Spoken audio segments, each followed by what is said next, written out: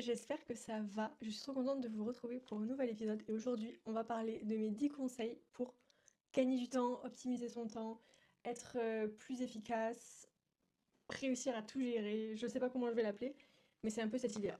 Pour vous expliquer, moi je suis un petit peu la reine de l'optimisation du temps ou alors la folle de l'optimisation du temps. Ça dépend comment on voit les choses. Voilà.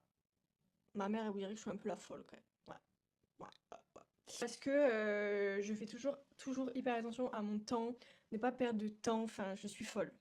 Mais c'est ce qui me permet de faire énormément de choses et d'avoir quand même du temps pour dormir, pour manger, pour me reposer, pour avoir une vie active, tout en ayant plein de projets en même temps. Donc je pense que j'ai quand même quelques petits conseils à donner. Du coup, je vais le faire dans l'ordre décroissant, si on peut dire, du moins important au plus important.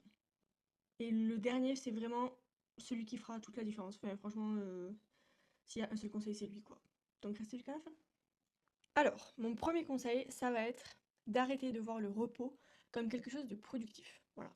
Ça, c'est vraiment un truc qui m'énerve dans la productivité, dans le développement personnel. C'est faites des pauses, le repos, c'est productif. Non, le repos, c'est le repos.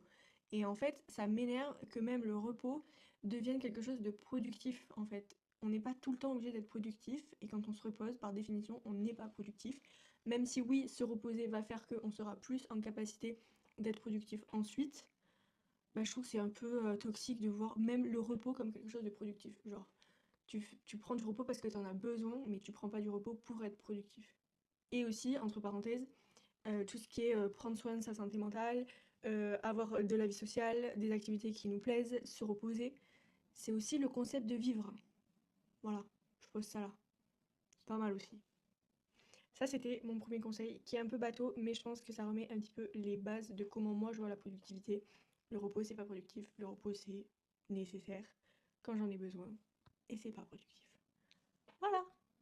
Mon deuxième conseil, ça va être d'apprendre à se connaître. Et pour apprendre à se connaître, il faut tester plein de techniques, tester plein de choses. Déjà, est-ce que vous aimez un emploi du temps avec du time blocking, c'est-à-dire 3 heures pour faire cette tâche, ou un emploi du temps libre avec une to-do list, c'est-à-dire à la fin de la journée, il faudrait que j'ai fait ça, dans l'ordre, je sais pas. Moi, je sais que je ne supporte pas le time blocking, je trouve ça inadapté à mon mode de fonctionnement. Parce que 3 heures, bah, peut-être que je vais avoir besoin en fait de 4 heures, du coup ça va me mettre en retard. Peut-être qu'au final je vais avoir besoin que de 2 heures. Enfin, j'aime pas l'idée de me bloquer dans un créneau. L'argument de ceux qui utilisent le time blocking, c'est de dire que plus on a de temps, plus on va en prendre. Donc si on se met une limite de temps, on va le faire plus vite. Moi je trouve que cet argument, il peut fonctionner pour les petites choses du quotidien. Par exemple, éteindre sa machine, on peut avoir tendance à utiliser un quart d'heure alors qu'en vrai on a besoin de 5 minutes. Là je trouve que oui parce que c'est une tâche qui ne sert à rien, qui sera pas particulièrement mal faite ou très bien faite selon le temps qu'on y prend, selon la fatigue, selon le moment. C'est une tâche qui est pas particulièrement fatigante. Donc du coup, cette tâche-là, je trouve que autant la faire vite et on passe à autre chose. Maintenant, s'il est question d'écrire une dissertation, je trouve que se bloquer un certain nombre d'heures alors que potentiellement on va être fatigué, potentiellement on va pas être inspiré, potentiellement on a mal jaugé le temps dont on avait besoin. Voilà, je trouve que le time blocking, pour certaines choses, ce n'est pas adapté, mais là encore, c'est à vous de tester. Je vous donne plein de choses à tester, vous pouvez trouver plein d'infos sur YouTube sur ces sujets-là. Donc testez plein de choses. Par exemple, la technique Pomodoro. Ça consiste à faire 50 minutes de travail actif, 10 minutes de pause. Là encore, moi j'aime pas parce qu'en fait, si ça me coupe à un moment donné où j'étais hyper concentrée et hyper productive, ça risque de me déconcentrer alors que j'étais bien.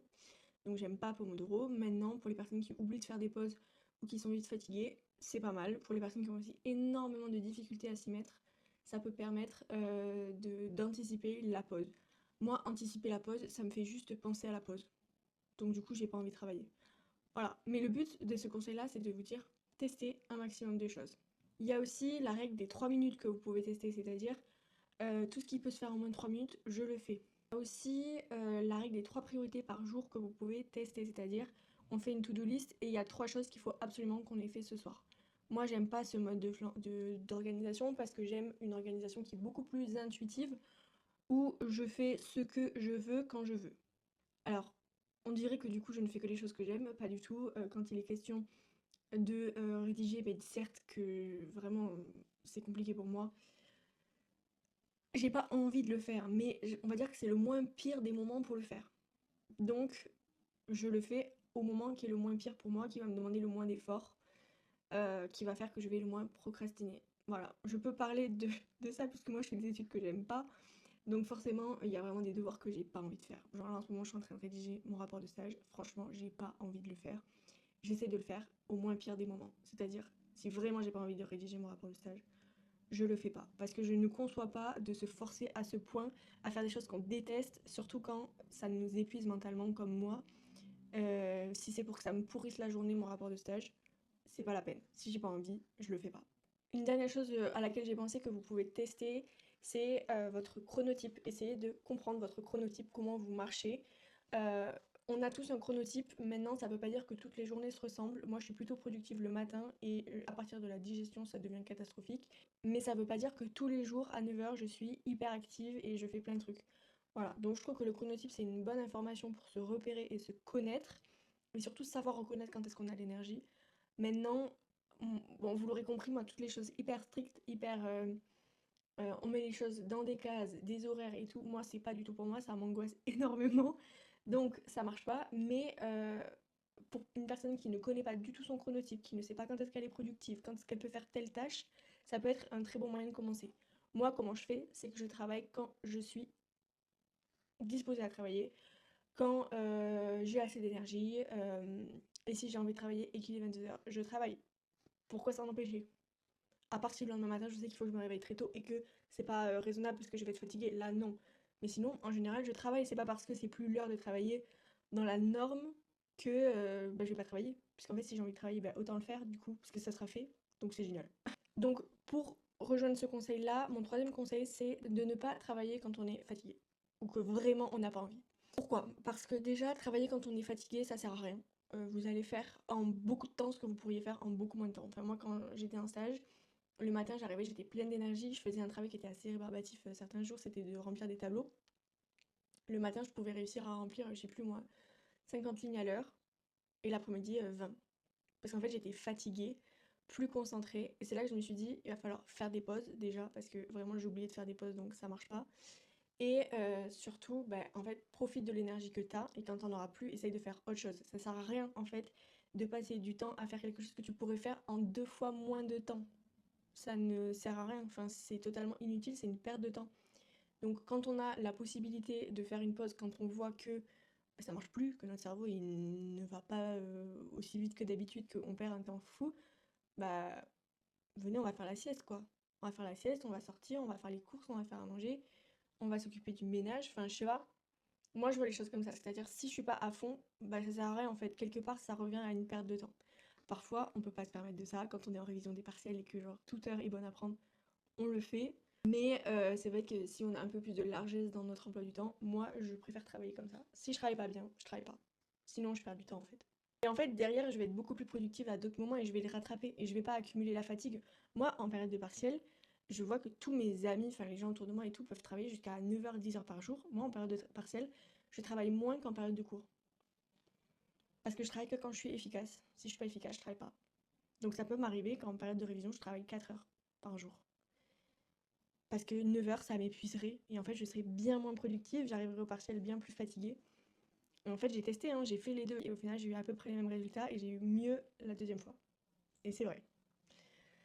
Donc, voilà. Quatrième conseil, ça va être pour les personnes qui, comme moi, ont plusieurs projets en même temps. Par exemple, un job étudiant, des études, un projet à côté. Deux jobs étudiants différents, une organisation familiale particulière, des études. Voilà, quand vous avez plusieurs blocs comme ça, qui va au-delà de juste vie privée, vie pro, mon conseil, c'est de savoir qu'est-ce qui peut être sacrifié. Je vous explique. Pendant ma licence, ça a toujours été la licence qui était prioritaire. Le podcast, ça passait après. En M1, le shift a commencé à se faire et le podcast est presque devenu ma priorité. C'est-à-dire que entre pas bien finir un devoir et pas poster un épisode, parfois la question se posait. En général, j'ai réussi à faire les deux. Enfin, je crois pas avoir pas rendu un devoir pour le podcast, mais ce que je veux dire, c'est que dans ma tête, la priorité, elle commençait à shift. Et maintenant, la priorité, c'est le podcast. Et mes études, bon, tout merde, c'est quasiment terminé, donc ça vaut plus trop. Mais en fait, il faut savoir qu'est-ce qu'on peut sacrifier. Et ça, je trouve que ça apaise de ouf, parce que moi, quand j'étais en période de partiel et que vraiment le podcast, j'arrivais plus, j'étais en mode, c'est pas grave, c'est pas ma priorité. Donc, si je dois arrêter, j'arrête. Mon cinquième conseil, ça, je crois que j'en ai déjà un petit peu parlé, mais ça va être toutes les petites tâches qui n'apportent rien. Quand je dis qui n'apportent rien, ça veut dire que c'est pas particulièrement qualitatif. Et ce n'est pas non plus une tâche de repos, loisir, vie sociale. Parce que les deux, bah, elles apportent quelque chose. Par exemple, éteindre le linge. Toutes ces tâches-là, bah, moi je les fais vite. Parce qu'en fait, si je me rends compte que j'ai le temps, je vais prendre le temps. Donc du coup, bah, je perds du temps, concrètement. Alors que c'est du temps que je pourrais utiliser à faire autre chose. Donc du coup, toutes les petites tâches qu'on sait qui ne sont pas qualitatives, c'est-à-dire que j'ai pas besoin d'apporter beaucoup mon attention, et c'est pas parce que je le fais plus longtemps que ça sera mieux. Alors que certains devoirs, c'est parce que tu les fais plus longtemps que ça sera mieux. On peut toujours faire mieux quand on y passe plus de temps, par exemple sur un travail universitaire. Pour étendre le linge, c'est pas le cas. Si vous y passez plus de temps, vous le ferez juste plus longtemps, mais vous ferez pas mieux étendre le linge. Vous voyez ce que je veux dire? Faire la vaisselle, c'est pareil. Après, je vous dis pas de faire tout mal, mais vous avez compris ce que je veux dire. Dans ce cas-là, conscientisez le fait que si vous vous donnez trop de temps, vous allez perdre du temps et que c'est du temps que vous pouvez passer à juste chill. Et moi, ma réflexion, c'est pas de dire c'est du temps que vous pouvez passer à plus travailler, work hard. Non, moi je le vois totalement à l'envers. Tout le temps que je passe pas à faire mes tâches ménagères, je le passe à chill, pas à travailler. Parce que dans tous les cas, je travaillerai le temps que mon cerveau en est capable, que ma fatigue est capable de faire, et je ferai pas plus. Voilà, c'est pas parce que j'ai plus de temps que je travaille plus, moi. Hop, hop, hop, on se calme. Mon cinquième conseil, il va être compliqué à expliquer, c'est de prioriser intelligemment. Slash se mettre des petits pièges quand même. C'est un peu ça quand même. Je vous explique. En M1, on était en novembre. En décembre, on avait nos partiels des majeurs. En janvier, on avait tous nos partiels des mineurs. Donc on avait les vacances de Noël pour réviser les mineurs. Sauf que moi, mes vacances de Noël, c'était un voyage en famille à l'autre bout du monde, quasiment sur toutes les vacances. Donc j'avais zéro temps de révision pour mes mineurs. Bah, alors que tout le monde travaillait les majeurs en novembre, logique puisque ça allait arriver, moi j'étais en train de travailler sur mes mineurs qui allaient passer dans 2 mois. Et tout le monde me disait, mais pourquoi tu fais ça? Et je disais, parce que là, à l'heure actuelle, ça fait pas sens. Mais quand je serai en voyage, ça fera beaucoup plus sens d'avoir déjà fait toutes mes fiches. Et du coup, ce que je veux dire, c'est prioriser intelligemment ce qui doit être fait. Moi, tout ce qui est très lointain et que je peux faire maintenant, je le fais. Parce que comme ça me fait gagner du temps quelque part. Puisque tout ce qui est proche, en urgence, je vais devoir le faire dans tous les cas. Alors, et si je mets quelque chose qui est lointain dans ma to-do d'aujourd'hui, ben ça sera fait.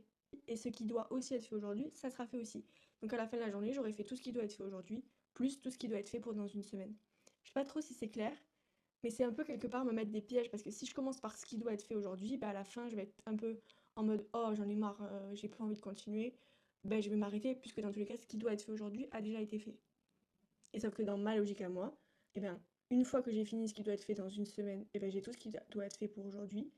Donc du coup, ben, j'ai pas le choix, je continue. Et à la fin, j'ai fait un truc en plus.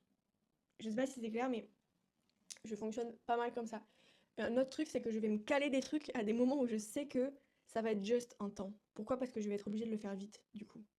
Par exemple, me laver les cheveux, euh, quand c'est le soir, en général, je prends plus de temps parce que je suis fatiguée et que j'ai le temps. Donc je peux passer 5 minutes de plus dans la douche ou 10 minutes de plus dans la douche. Si je le fais le matin, ben, j'ai une heure à laquelle je dois partir de chez moi. Donc en fait, je vais partir à cette heure-ci et je vais pas perdre ce temps-là puisque je ne l'ai pas. C'est pour ça que je vous dis, je suis un peu la folle du temps. Mais je vous jure, mes conseils, ils marchent, hein. Après, faut l'associer avec un mode de vie qui est quand même pas dans l'hyper-productivité parce que sinon, ça peut être un peu toxique, genre. Moi, je sais que je fais ça, mais si je suis fatiguée, je dors. Si j'ai pas envie, je travaille pas. Voilà. Je le fais parce que je sais que ça passe. Si ça passe pas, je le fais pas. Je vais pas me mettre en difficulté jamais de la vie. Ça va pas ou quoi. Mon septième conseil, en fait, je l'ai déjà un petit peu dit, mais c'est si j'ai envie de travailler, je travaille. Ça veut dire n'importe quel endroit, n'importe quelle heure. Dans la mesure du raisonnable, bien évidemment. Mais c'est-à-dire que bah, si j'ai un élan de motivation, j'en profite. Parce qu'on sait tous que la motivation, ça va, ça vient. Donc si j'ai un élan de motivation, j'en profite et je travaille. Et ça peut me permettre d'abattre un travail monstre à des heures totalement lunaires, ou des jours totalement lunaires, ou des endroits totalement lunaires, et je suis là en mode, bon bah ça c'est fait. J'en avais envie, pourquoi s'en empêcher, franchement. Mon huitième conseil, ça va être de coupler les activités. Soit ça peut être coupler deux activités entre guillemets productives ou utiles, soit ça peut être coupler une activité productive avec une activité de loisir. Bon, coupler deux activités de loisir, je pense que vous n'avez pas besoin d'une vidéo YouTube pour y avoir pensé. Donc, par exemple, ça peut être faire le ménage et écouter un podcast. Ou écouter une vidéo YouTube. Parce que du coup, ça va permettre deux choses. Ça va permettre de vous faire passer un bon moment pendant que vous faites quelque chose qui de base vous saoule.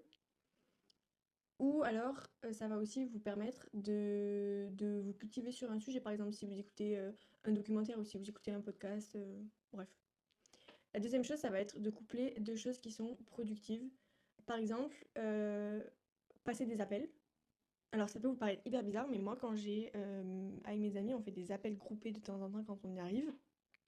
Et je remarque qu'elles, pendant 1 heure ou 2 heures parfois, elles sont devant le téléphone comme ça. Et c'est pas une critique. Et moi pendant ces 2 heures, je fais ma skincare, je range, je fais le ménage, je fais à manger, je mange, euh, je fais ma vie en fait. Parce que je ne conçois pas de passer 2 heures à perdre du temps. Je suis pas en train de dire que parler avec mes amis est une perte de temps. Parce que ce que je fais ne m'empêche pas de parler avec mes amis. Pour moi, ce qui est perdre du temps, c'est ne faire uniquement que parler avec mes amis et ne pas profiter de ce temps pour faire d'autres choses. Et quand j'éteins mon linge, ça m'empêche pas d'écouter ce qu'elle me dit, de répondre, j'ai mes écouteurs, enfin je suis totalement active dans la conversation, je suis totalement présente et tout. Mais du coup, je conçois pas de pas faire ça. Donc si je sais que je vais avoir un appel qui va durer potentiellement 1 heure et demie, je sais que je vais garder toutes ces tâches-là qui vont pas faire de bruit et qui vont me permettre de gagner mon temps. Mais pareil, si vous marchez dans la rue et que vous devez appeler quelqu'un, profitez-en. Genre gardez l'appel pour quand vous serez dans la rue, parce que dans tous les cas, dans la rue, vous ne pourrez rien faire de plus. Et alors que si vous passez l'appel chez vous, vous perdez du temps, puisque vous êtes bloqué à passer un appel alors que vous pourriez faire autre chose, comme par exemple lire votre livre, regarder votre série. Encore une fois, tout le temps gagné et du temps de repos gagné, pas du temps de travail. Mollo, mollo. Bon, mon 9e conseil, je suis vraiment désolée, guys, mais faut arrêter de scroller. Ouais, désolée. J'ai dit ce qu'il fallait pas dire. Non, mais voilà. Franchement, j'ai fait une vidéo sur ma relation aux réseaux sociaux et mes petits conseils pour un peu lâcher les réseaux. Donc je pense que vous pouvez aller la regarder pour pas que je me répète. Mais on perd tellement de temps à faire ça. C'est aberrant. Moi, ça fait un bon mois maintenant que j'ai supprimé Instagram de mon téléphone et c'est génial. Et je me rends compte que je vais parfois sur Snapchat. J'allais jamais sur Snapchat quand il y avait Instagram. Ou sur YouTube Short. Parce qu'en fait, j'ai encore ces réflexes-là de me dire ah bah tiens, j'ai rien à faire, j'ai qu'à aller scroller. Donc en fait, au bout d'un moment, je me rends compte que si je fais ça, c'est parce que je m'emmerde. Donc, à la place de scroller, quand je sais que ça va être un moment potentiel où je vais scroller, je vais essayer de m'occuper à quelque chose d'autre. Par exemple, à faire des arts créatifs ou alors à sortir avec des gens, lire mon livre. Voilà, quand je sais que je peux glisser sur les réseaux, ce qui va rien m'apporter et surtout qui va fatiguer mon cerveau et mon système nerveux, et je vais plutôt faire autre chose. Et je serai contente d'ailleurs. Et mon 10e conseil, je vous l'ai dit, c'est vraiment le conseil qui fait, à mon avis, mais toute la différence. Mais vraiment toute la différence, c'est ne pas être perfectionniste. Je vais vous raconter une anecdote. Quand j'ai passé mes entretiens pour les SEC, j'avais une prépa et j'ai eu des entraînements.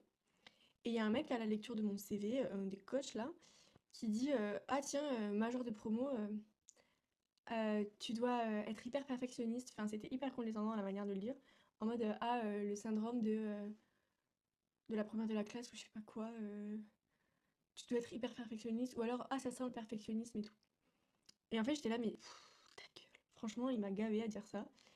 Et en fait, j'étais là, en fait, non. Si j'ai réussi à être major de promo dans 3 diplômes en même temps et à faire mon podcast en même temps, c'était pas possible d'être perfectionniste. C'était pas possible. On peut pas faire tout en étant perfectionniste, parce que sinon on n'a pas le temps. Donc, comment j'ai réussi? J'ai appris à ne plus être perfectionniste. Et c'est quelque chose que je fais, mais tout le temps. C'est-à-dire quand je fais le ménage, je vais pas aller au recoin du truc parfait. Parce qu'en fait, ça sert à rien. Dans ma tête, ça ne sert à rien. C'est une perte de temps. Je vais passer un quart d'heure de plus à quelque chose que je ne verrai pas, qui ne m'apportera rien et qui aura juste fait que je perds du temps. En fait, j'essaie toujours de questionner pourquoi je fais cette chose, qu'est-ce qu'elle va m'apporter. Est-ce que l'effort supplémentaire que je suis en train de fournir va m'apporter vraiment un bénéfice supplémentaire? Si oui, alors très bien. Sinon, alors c'est du perfectionnisme. Le perfectionnisme, c'est pas essayer de faire les choses bien, c'est s'arrêter sur des détails qui vont nous faire perdre du temps et qui, au final, ne vont pas changer la phase du truc. Par exemple, si tu fais un PowerPoint pour une présentation orale, franchement, l'alignement parfait de tous les trucs avec la même taille exactement, tout ça, c'est du perfectionnisme. En fait, ça n'apportera pas, si ça ne touche pas à la clarté, à l'intelligibilité, à l'esthétique de ta proposition, et que c'est juste toi parce que t'as pas envie que ça soit pas aligné et tout ça, on arrête. Voilà. Tout ça, on arrête, on fait pas. Ça sert à rien. Si ça ne touche pas à la qualité de ton rendu final ou de la tâche que tu es en train de faire, ça ne sert à rien. Alors tu le fais pas. Parce qu'en plus, en général, le perfectionnisme, c'est des petits détails qui prennent beaucoup de temps. Et vous l'aurez compris, qui n'apportent pas derrière le bénéfice proportionnel au temps passé. Et c'est un peu la loi de Pareto, les 80-20, c'est-à-dire 80% des résultats sont obtenus par 20% des efforts et 80% des efforts fournissent 20% du résultat. C'est-à-dire que quand tu fais une tâche, le plus gros du rendu final, il est créé par une toute petite portion de ton travail. 20%, c'est pas une toute petite portion, mais c'est 20%. Et en fait, le reste, c'est un peu du peaufinage. Et bien, il faut réduire ce peaufinage. Il faut pas enlever tous les détails, il faut pas enlever tout ce qui va faire la subtilité, mais il faut enlever tout ce qui va servir à rien, qui va rien changer. Enfin, on pourrait croire que ça marche pas pour tout, mais franchement, ça marche pour tout. Ma question, c'est est-ce que l'effort que je suis en train de fournir va drastiquement ou même suffisamment changer le résultat de ce que je suis en train de produire? Si c'est oui, alors je le garde. Si c'est non, alors j'arrête. Ça veut dire que c'est du perfectionnisme. Je sais pas si c'est clair, mais franchement, essayez d'y penser la prochaine fois que vous faites quelque chose. Parce qu'en fait, au début, c'est un peu difficile de faire la différence entre ce qui relève du perfectionnisme et ce qui relève de la productivité classique dans une tâche. Si l'épisode vous a plu, n'hésitez pas à vous abonner à ce podcast ou à cette chaîne YouTube, selon sur quoi vous le regardez, et à me dire en commentaire ce que vous en avez pensé, ou si vous avez d'autres conseils, je serais hyper curieuse. On se retrouve dimanche à 17h pour une vidéo YouTube, et jeudi prochain à 5h sur les plateformes et à 17h sur YouTube pour un nouvel épisode de podcast. Bisous. Merci d'avoir écouté l'épisode en entier. Pour plus de contenu positif et déculpabilisant, rendez-vous sur Instagram et laisse 5 étoiles sur ta plateforme d'écoute si tu penses que ça le mérite. Abonne-toi si tu en veux plus, partage-le à quelqu'un qui a besoin de l'entendre. Belle semaine à toi et surtout, n'oublie jamais d'être splendide.